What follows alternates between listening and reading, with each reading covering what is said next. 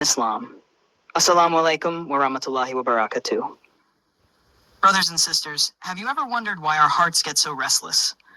Why we keep chasing money, fame, people, or desires, but still feel empty inside? The truth is, it's all about attachment. Today, let's explore what Islam teaches about attachment and the purpose of detachment. The nature of attachment. In our lives, we naturally get attached to things. Wealth, family, friends, status, even our own plans and dreams. And Islam acknowledges this. Allah says in the Quran, open quote, "Beautified for people is the love of desires, of women, children, heaped up sums of gold and silver, fine branded horses, cattle, and land. That is the enjoyment of worldly life, but with Allah is the best return." Close quote. Notice how Allah doesn't deny these desires. He tells us clearly, yes, you will love them, but they are only temporary, while the ultimate return is with Allah. Part 2. The danger of excessive attachment.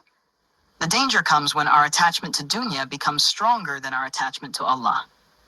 When we can't live without certain things or people. When losing them feels like losing our whole world. The Prophet said, open quote, "The world is sweet and green, and Allah will appoint you as successors in it to see how you will behave." Close quote. This dunya is a test. If we get too attached, we fail the test, because our heart becomes chained to creation instead of being free for the Creator. Part 3. What is detachment in Islam? Now let's talk about detachment, or zuhd. Zuhd doesn't mean abandoning wealth, family, or success. It doesn't mean you live in the mountains with nothing. Zuhd means you hold the dunya in your hands, but not in your heart. Imam Ahmad said, open quote, "Zuhd is not that you own nothing, but that nothing owns you." Close quote.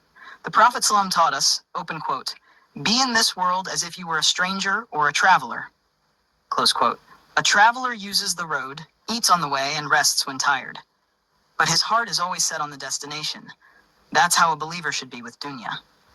Part 4. The purpose of detachment. So why does Islam call us to detachment? What's the purpose? First, to free our hearts for Allah. If dunya doesn't control you, Allah controls your heart. Second, to protect us from disappointment. If you're detached when you lose wealth, a friend, or even a dream, your heart doesn't collapse. You say, "Inna lillahi wa ilahi raji'un," because you know everything belongs to Allah. Third, to focus on the akhirah. The more detached you are from dunya, the more energy, time, and love you invest in your eternal home. Part 5. Balance between attachment and detachment. Now let's be clear. Islam does not ask us to abandon life completely. Allah says in the Quran, open quote, "Do not forget your share of this world and do good as Allah has done good to you." Quran 28:77. Close quote. So the balance is, love your family, but remember they belong to Allah. Earn wealth, but spend it in halal ways and give in charity. Enjoy blessings, but don't let them distract you from prayer, Quran, and remembrance of Allah. Part 6. Practical steps to detachment. How do we actually practice detachment?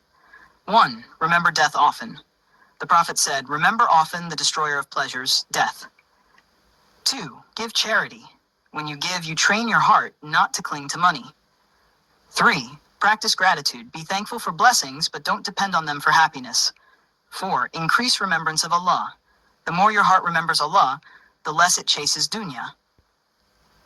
So my brothers and sisters, Islam teaches us this simple formula. Be attached to Allah, be detached from dunya.